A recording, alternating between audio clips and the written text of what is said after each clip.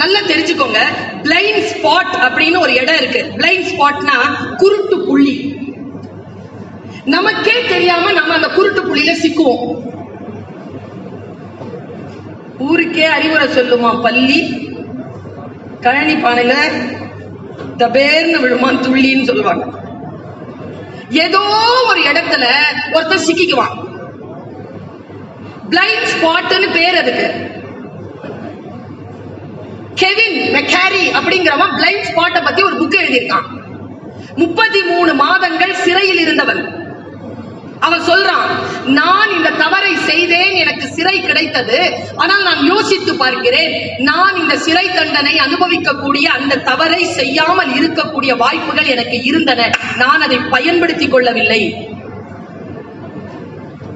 இன்னும் கவனமா கேளுங்க. அவன் சொல்றான், நல்லவர்கள் எப்பொழுதும் ஏன் தவறான முடிவுகளை எடுக்கிறார்கள்,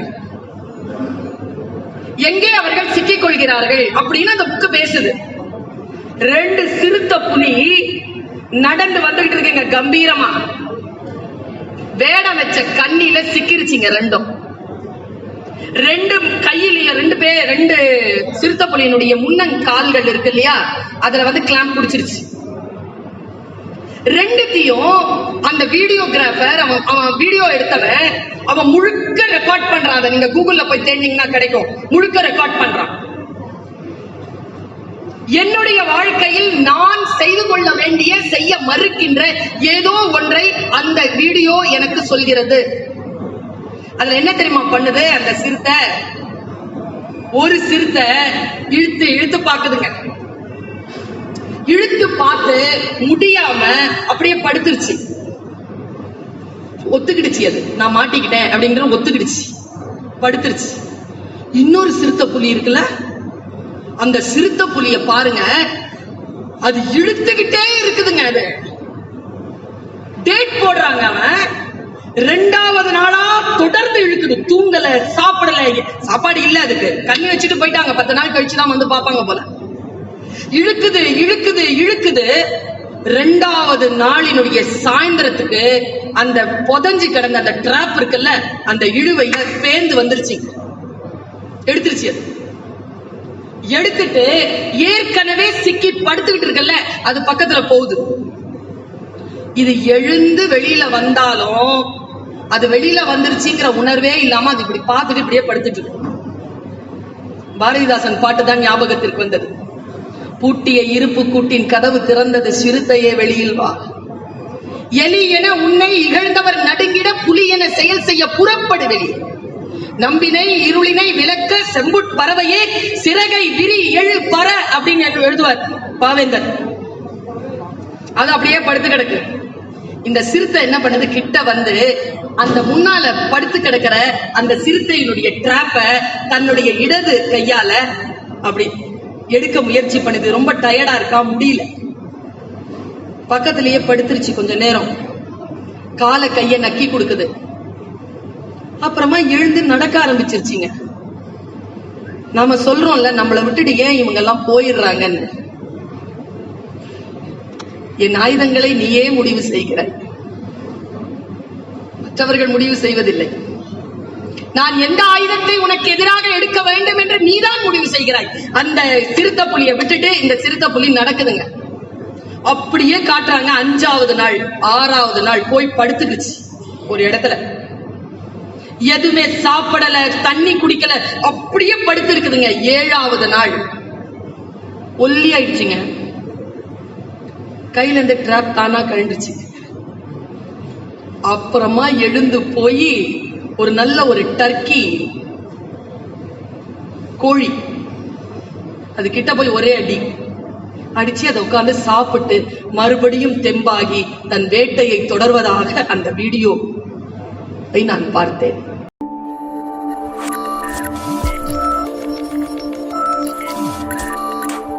ஐயாவும் அவர்களுடைய குழுவினரோடு நானும் ஒரு நிகழ்ச்சியில், ஒரு கோவில் நிகழ்ச்சிக்காக பேச போயிருந்தோங்க. அப்படி பேச போயிருந்த பொழுது இரவு 8 மணி ஆயிடுச்சு. அந்த நிகழ்ச்சி அமைப்பாளர் சொன்னார், சாப்பிட்டுலாங்க, ஏன்னா நிகழ்ச்சி தொடங்கினா ரொம்ப நேரம் ஆயிடும், சாப்பிட்டுலாம் அப்படின்னு. இல்ல நிகழ்ச்சி முடிச்சிட்டு சாப்பிடலான்னு நாமெல்லாம், இல்ல 10:11 ஆயிடும் நீங்க சாப்பிட்டுடுங்க, ஆனா கோயில் வளாகத்துல சாப்பிட வேண்டாம், வீட்டுக்கு போய் சாப்பிடலாம். நாங்க வீட்டுக்கு போனோம். எங்களோட 2 நகைச்சுவை பேச்சாளர்கள் வந்திருந்தார்கள். இந்த 2 பேருமே மேடையில் மட்டுமல்ல நகைச்சுவை செய்வது, அவர்கள் இயல்பாகவே நகைச்சுவை மனம் படைத்தவர்கள். அவங்க சிரிச்சுக்கிட்டே வராங்க. நாங்க படியேறோம், வீடு பூட்டி இருக்கு, திறந்து உள்ள போய் உட்கார்ந்த உடனே அவர் கையில இருக்கக்கூடிய அந்த பொருட்களை எல்லாம், சாப்பாடு பொருட்களை மேஜையில் வைக்கிறார். இந்த 2 நகைச்சுவை பேச்சாளர்களும் ஏதோ கமெண்ட் கொடுத்துட்டே இருக்கிறாங்க. அப்ப அந்த பெரியவர் ஒரு 60-65 வயது இருக்கும். அந்த பெரியவர் அப்படி சொல்லிட்டே இருந்தார். பேச்சாளர்களை நீங்க உஷ்ன்னு சொன்னா பேச்சாளர்களுக்கு பிடிக்காது. ஏனென்றால் பேசி பேசி கைத்தட்டல் வாங்கி உன்மத்தம் தலைக்கு ஏறி இருக்கக்கூடியவர்களை உஷ் என்று சொன்னால் கோபம் வரும். அவங்க 2 பேரும் உண்முன்னு ஆயிட்டாங்க கோபத்துல. அப்புறமா நேரம் எழுந்திரிச்சு போய் அவர் ஒரு குழாவை திறந்தாருங்க. சத்தம் அப்படின்னாரு பாருங்க.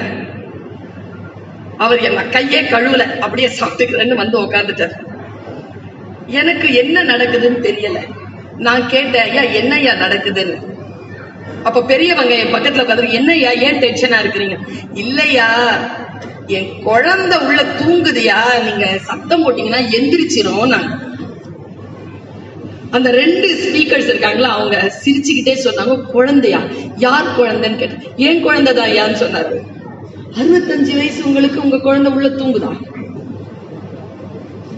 நான் சொன்னேன், பார்க்கலாமா ஐயான்னு கேட்டேன். மெதுவா பாருங்க, உள்ள தூங்கிட்டு இருக்கு.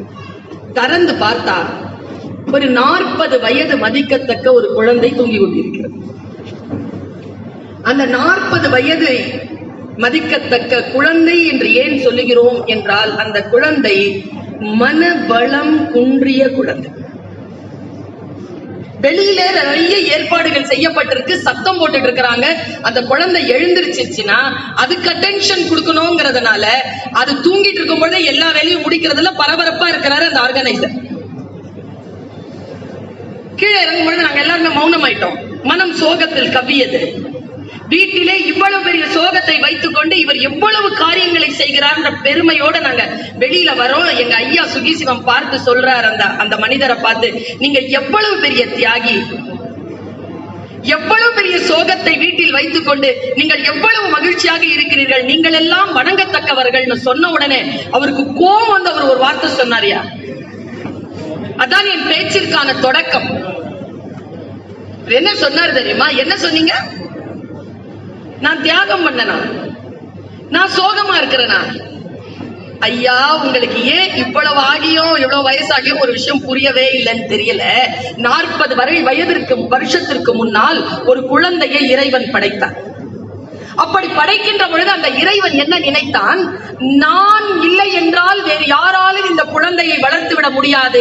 என் குணம் கொண்டவர்கள் அல்லது என்னிடத்தில் பேசக்கூடிய தகுதி படைத்தவர்கள் யார் இருக்கிறார்களோ அவர்களிடத்தில் இந்த குழந்தையை அனுப்ப வேண்டும் என்று இறைவன் முடிவு செய்தான். அந்த பட்டியலில் நானும் என் மனைவியும் வந்து நின்றோம்.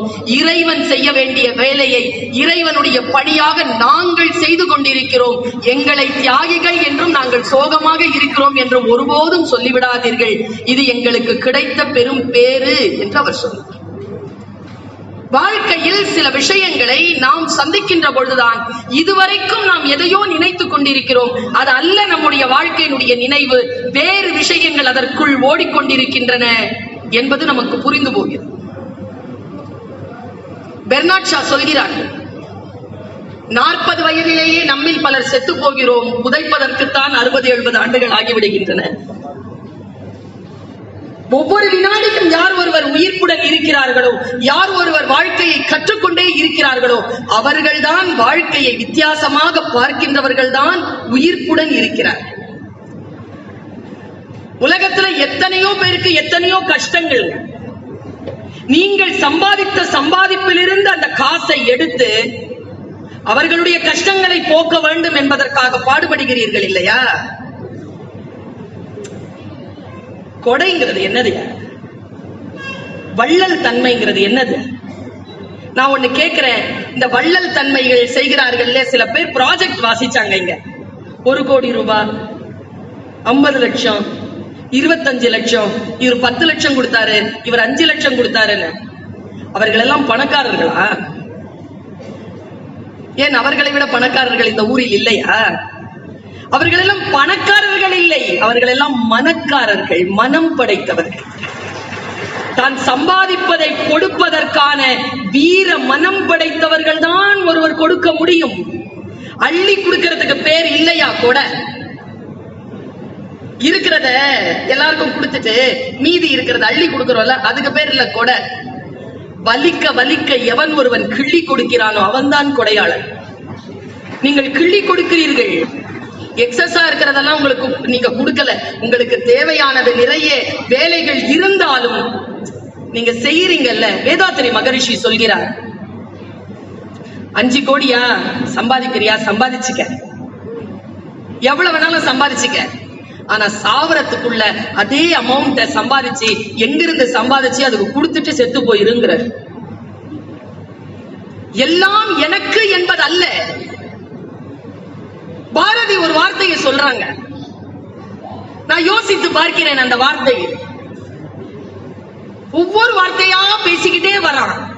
நல்லதோர் வீணை செய்தே அதை நலங்கெட புழுதியில் எறிவதுண்டோ, சொல்லடி சிவசக்தி என்னை சுடர் மிகும் அறிவுடன் படைத்து விட்டாய், வல்லமை தாராயோ, நான் வாழ என் பிள்ளை வாழ அல்ல, இந்த மாநிலம் பயனுற வாழ்வதற்கே எனக்கு வல்லமை தாராயோ என்று கேட்கிறார். இந்த உலகத்திற்காக சிந்திக்கக்கூடியவர்கள், உங்களுக்கு உற்சாகம் ஊட்டுவதற்காக ஒரு 4-5 விஷயங்களை நான் கொண்டு வந்திருக்கிறேன். சில பேர் இருக்கிறோம் பாருங்க, இந்த உலகத்துக்கு எல்லாம் செய்வோம், நமக்கு செய்யறதுக்கு யாருமே இருக்க மாட்டோம். அவனுக்கு என்ன, அவன் 8 ஊருக்கு சோறு போடுவான், அவனுக்கா?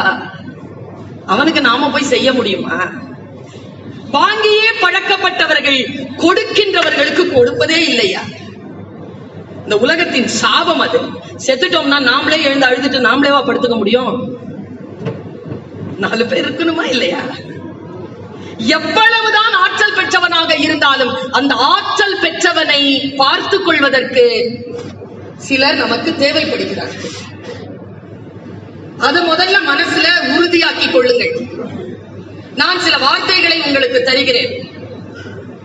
மற்ற ஒருவர் வந்து நம்மை மன எழுச்சி கொள்ள செய்யக்கூடிய வார்த்தைகளை நாம் காத்திருந்து பெறாமல் நமக்குள் நாமே மன எழுச்சி பெறக்கூடிய வார்த்தைகளை தருகிறேன்.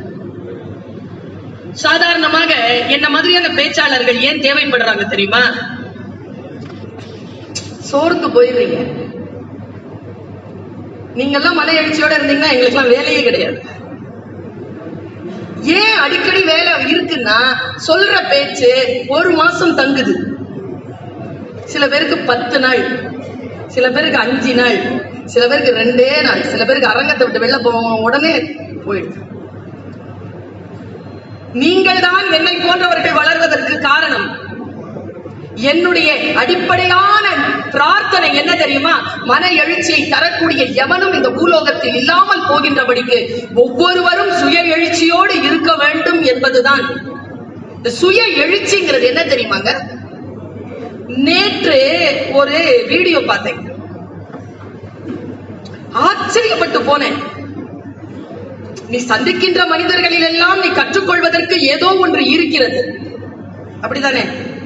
ஒன்று இப்படி இருக்கணும், இல்லை இப்படி இருக்கக்கூடாது. ஏதோ ஒன்றை நாம் கற்றுக்கொள்கிறோம். எவங்கிட்ட தான் எதுவுமே கத்துக்க முடியாதுங்கிறது எதுவுமே கிடையாது. யாருக்கிட்டையாவது ஏதாவது கத்துக்கிட்டே தான் இருக்கிறோம். சிறுத்தைன்னு ஒரு மிருகம், சிறுத்தை. வேங்கை என்பது வேறு, சிறுத்தை என்பது வேறு. லெப்பர்டுங்கிறது வேற, சீத்தாங்கிறது வேற. அந்த பக்கத்துல தூங்கிட்டு இருக்கிறாருல, அவரை கொஞ்சம் எழுப்பு. உங்களுக்காக தான் அந்த சிறுத்தை கதையை நிறைய வேலை செஞ்சிருக்கீங்கன்னு நினைக்கிறேன். நான் 2 சொல் சொல்றேங்க. நான் பேசி தூங்குறது இந்த உலகத்திலேயே ஒரே ஆள் தான் நினைச்சேன். அது என் புள்ள. அடுத்து நீங்க வந்துட்டீங்க அந்த லிஸ்ட்ல. 2 சொல் சொல்றீங்க. Contact, connect. Contact, connection. 2 வார்த்தை. நாம எல்லோருமே இந்த நிகழ்ச்சிக்கு வந்திருக்கிறோம்ல, எல்லோருமே கான்டாக்ட்ல இருக்கிறீங்க. ரவி சாருடைய கான்டாக்ட்ல இருக்கிறீங்க, வந்துட்டீங்க. கனெக்டடா யார் இருக்கிறாங்களோ அவங்க தான் இந்த ப்ரோக்ராம்காக வேலை செஞ்சிட்டு இருக்காங்க. கனெக்டடா இருக்கிறதாங்க பெரிய விஷயம், கான்டாக்ட்ல இருக்கிறது பெரிய விஷயமே இல்ல. ஜக்ஜோக் சஞ்சோக்னு விவேகானந்தர் 2 சொல்லால், சமஸ்கிருத சொல்லால் இதை குறிப்பிடுவார். நான் சிறுத்தை புலிக்கு வரேன். தம்பி முடிச்சிட்டீங்க. 2 சிறுத்தை புலி நடந்து போய்கிட்டே இருக்குங்க. நல்லா தெரிஞ்சுக்கோங்க, பிளைண்ட் ஸ்பாட் அப்படின்னு ஒரு இடம் இருக்கு. பிளைண்ட் ஸ்பாட்னா குருட்டு புள்ளி. நமக்கே தெரியாம நம்ம அந்த குருட்டு புள்ளியில சிக்குவோம். ஊருக்கே அறிவுரை சொல்லுமா பள்ளி, கழனி பானையில தபேர்னு விழுமான் துள்ளின்னு சொல்லுவாங்க. ஏதோ ஒரு இடத்துல ஒருத்தர் சிக்கிக்குவான். பிளைண்ட் ஸ்பாட்னு பேர் அதுக்கு. கெவின் மெக்காரி அப்படிங்கிறவன் பிளைண்ட் ஸ்பாட்டை பத்தி ஒரு புக் எழுதியிருக்கான். 33 மாதங்கள் சிறையில் இருந்தவன். அவன் சொல்றான், நான் இந்த தவறை செய்தேன், எனக்கு சிறை கிடைத்தது. ஆனால் நான் யோசித்து பார்க்கிறேன், நான் இந்த சிறை தண்டனை அனுபவிக்கக்கூடிய அந்த தவறை செய்யாமல் இருக்கக்கூடிய வாய்ப்புகள் எனக்கு இருந்தன. நான் அதை பயன்படுத்திக் கொள்ளவில்லை. இன்னும் கவனமா கேளுங்க. அவன் சொல்றான், நல்லவர்கள் எப்பொழுதும் ஏன் தவறான முடிவுகளை எடுக்கிறார்கள், எங்கே அவர்கள் சிக்கிக் கொள்கிறார்கள் அப்படின்னு அந்த புக்கு பேசுது. 2 சிறுத்தை புலி நடந்து வந்துகிட்டு இருக்குங்க கம்பீரமா. வேடம் வச்ச கண்ணில சிக்கிருச்சிங்க 2ம். 2 கையிலேயே 2 சிறுத்தை புலியினுடைய முன்னங்கால்கள் இருக்கு இல்லையா, அதுல வந்து கிளாம்ப் பிடிச்சிருச்சு. 2த்தையும் அந்த வீடியோகிராஃபர், அவன் வீடியோ எடுத்தவன், அவன் முழுக்க ரெக்கார்ட் பண்றான். அதை நீங்க கூகுள்ல போய் தேடினீங்கன்னா கிடைக்கும். முழுக்க ரெக்கார்ட் பண்றான். என்னுடைய வாழ்க்கையில் நான் செய்து கொள்ள வேண்டிய, செய்ய மறுக்கின்ற ஏதோ ஒன்றை அந்த வீடியோ எனக்கு சொல்கிறது. அதுல என்ன தெரியுமா பண்ணுது அந்த சிறுத்தை? ஒரு சிறுத்தை இழுத்து இழுத்து பாக்குதுங்க. இழுத்து பார்த்து முடியாம அப்படியே படுத்துருச்சு. ஒத்துக்கிடுச்சு, அது நான் மாட்டிக்கிட்டேன் அப்படிங்கிற ஒத்துக்கிடுச்சு, படுத்துருச்சு. இன்னொரு சிறுத்தை புலி இருக்குல்ல, அந்த சிறுத்தை புலிய பாருங்க, அது இழுத்துக்கிட்டே இருக்குதுங்க. அது டேட் போடுறாங்க. அவன் 2வது நாளா தொடர்ந்து இழுக்குது. தூங்கல, சாப்பிடல, சாப்பாடு இல்ல, அதுக்கு கண்ணி வச்சுட்டு போயிட்டாங்க. 10 நாள் கழிச்சுதான் வந்து பாப்பாங்க போல. இழுக்குது இழுக்குது இழுக்குது. 2வது நாளினுடைய சாயந்தரத்துக்கு அந்த புதஞ்சு கிடந்த அந்த டிராப் இருக்குல்ல, அந்த இழுவையில பேந்து வந்துருச்சு, எடுத்துருச்சு. அது எடுத்துட்டு ஏற்கனவே சிக்கி படுத்துக்கிட்டு இருக்கல, அது பக்கத்துல போகுது. இது எழுந்து வெளியில வந்தாலும் அது வெளியில வந்துருச்சுங்கிற உணர்வே இல்லாம அது இப்படி பார்த்துட்டு இப்படியே படுத்துட்டு இருக்கு. பாரதிதாசன் பாட்டு தான் ஞாபகத்திற்கு வந்தது. பூட்டிய இருப்பு கூட்டின் கதவு திறந்தது, சிறுத்தையே வெளியில் வா. எலி என உன்னை இகழ்ந்தவர் நடுங்கிட, புலி என செயல் செய்ய புறப்படு வெளியே. நம்பினை இருளினை விளக்க செம்புட் பறவையே, சிறகை விரி எழு பற அப்படின்னு எழுதுவார் பாவேந்தர். அது அப்படியே படுத்து கிடக்கு. இந்த சிறுத்தை என்ன பண்ணுது, கிட்ட வந்து அந்த முன்னால படுத்து கிடக்கிற அந்த சிறுத்தையினுடைய டிராப்ப தன்னுடைய இடது கையால அப்படி எடுக்க முயற்சி பண்ணுது. ரொம்ப டயர்டா இருக்கா, முடியல. பக்கத்திலேயே படுத்துருச்சு. கொஞ்ச நேரம் கால கைய நக்கி கொடுக்குது. அப்புறமா எழுந்து நடக்க ஆரம்பிச்சிருச்சுங்க. நாம சொல்றோம்ல, நம்மளை விட்டுட்டு ஏன் இவங்க எல்லாம் போயிடுறாங்கன்னு. என் ஆயுதங்களை நீயே முடிவு செய்கிறாய், மற்றவர்கள் முடிவு செய்வதில்லை. நான் எந்த ஆயுதத்தை உனக்கு எதிராக எடுக்க வேண்டும் என்று நீதான் முடிவு செய்கிறாய். அந்த சிறுத்தை புலியை விட்டுட்டு இந்த சிறுத்தை புலி நடக்குதுங்க. அப்படியே காட்டுறாங்க. 5வது நாள் 6வது நாள் போய் படுத்துக்குச்சு ஒரு இடத்துல. எதுவுமே சாப்பிடல, தண்ணி குடிக்கல, அப்படியே படுத்து இருக்குதுங்க. 7வது நாள் ஒல்லி ஆயிடுச்சுங்க. கையில இருந்து டிராப் தானா கழண்டுச்சு. அப்புறமா எழுந்து போய் ஒரு நல்ல ஒரு டர்க்கி கோழி. அது கிட்ட போய் ஒரே அடி அடிச்சு அதை உட்கார்ந்து சாப்பிட்டு மறுபடியும் தெம்பாகி தன் வேட்டையை தொடர்வதாக அந்த வீடியோ நான் பார்த்தேன். வாழ்க்கையில் அனைவருக்கும் சிக்கல்கள் வரும். எவன் ஒருவன் அதை எதிர்த்து தவம் இருந்து அதை ஜெயிக்கிறானோ வெற்றிகளும் வாழ்க்கையும் அவன் காலடியை வந்து தொடும். குறள் 402. கல்லாதான் சொற்காமுறுதன் முலையிரண்டும் இல்லாதாள் பெண்காமுற் சற்று முயூவ விளக்க உரை.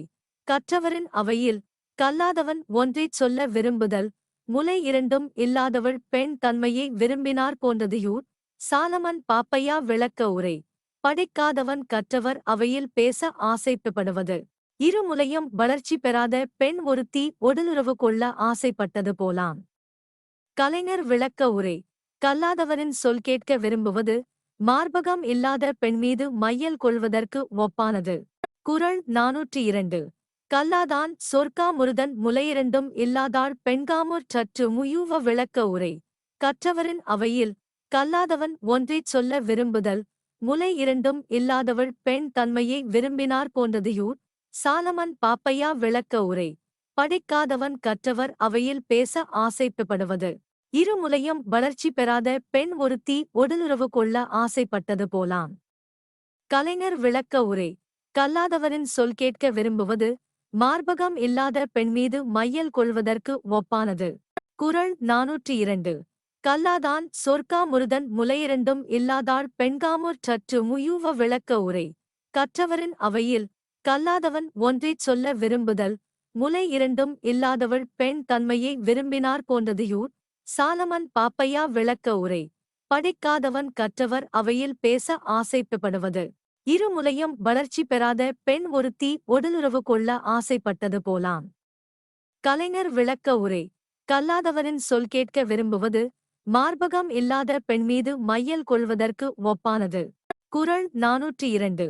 கல்லாதான் சொற்காமுறுதன் முலையிரண்டும் இல்லாதாள் பெண்காமுற் சற்று முயூவ விளக்க உரை.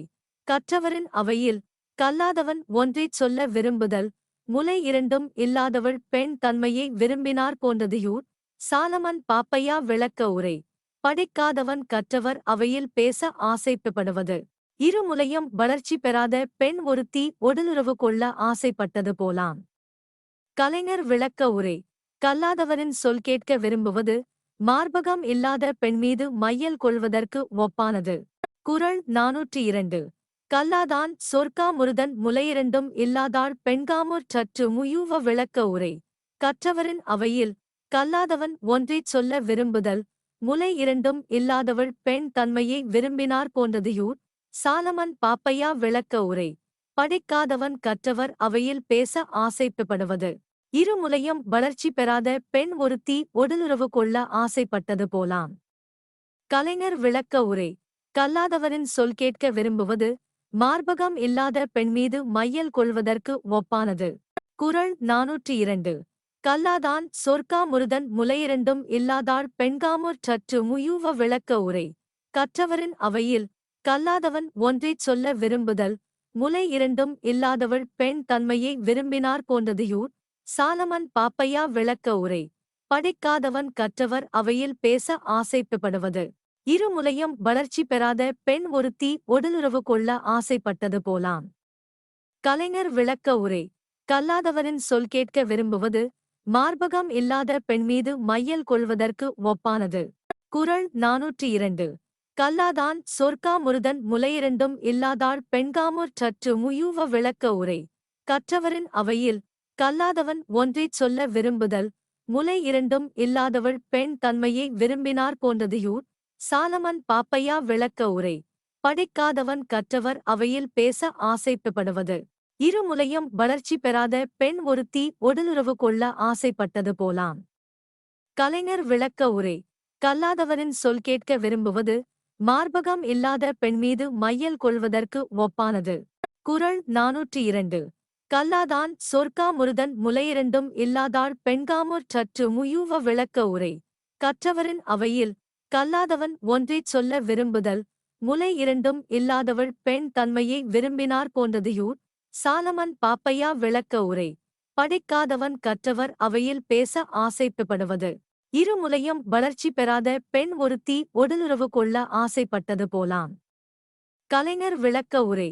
கல்லாதவரின் சொல் கேட்க விரும்புவது மார்பகம் இல்லாத பெண்மீது மையல் கொள்வதற்கு ஒப்பானது. குறள் 402. கல்லாதான் சொற்கா முருதன் முலையிரண்டும் இல்லாதாள் பெண்காமுற் சற்று முயூவ விளக்க உரை. கற்றவரின் அவையில் கல்லாதவன் ஒன்றைச் சொல்ல விரும்புதல் முலை இரண்டும் இல்லாதவள் பெண் தன்மையை விரும்பினார் போன்றதையூர். சாலமன் பாப்பையா விளக்க உரை. படிக்காதவன் கற்றவர் அவையில் பேச ஆசைப்படுவது. இருமுலையும் வளர்ச்சி பெறாத பெண் ஒருத்தி உடலுறவு கொள்ள ஆசைப்பட்டது போலாம். கலைஞர் விளக்க உரை. கல்லாதவரின் சொல் கேட்க விரும்புவது மார்பகம் இல்லாத பெண்மீது மையல் கொள்வதற்கு ஒப்பானது. குறள் 402. கல்லாதான் சொற்கா முருதன் முலையிரண்டும் இல்லாதாள் பெண்காமுற் சற்று முயூவ விளக்க உரை. கற்றவரின் அவையில் கல்லாதவன் ஒன்றைச் சொல்ல விரும்புதல் முலை இரண்டும் இல்லாதவள் பெண் தன்மையை விரும்பினார் போன்றதையூர். சாலமன் பாப்பையா விளக்க உரை. படிக்காதவன் கற்றவர் அவையில் பேச ஆசைப்படுவது. இருமுலையும் வளர்ச்சி பெறாத பெண் ஒருத்தி உடலுறவு கொள்ள ஆசைப்பட்டது போலாம். கலைஞர் விளக்க உரை. கல்லாதவரின் சொல் கேட்க விரும்புவது மார்பகம் இல்லாத பெண்மீது மையல் கொள்வதற்கு ஒப்பானது.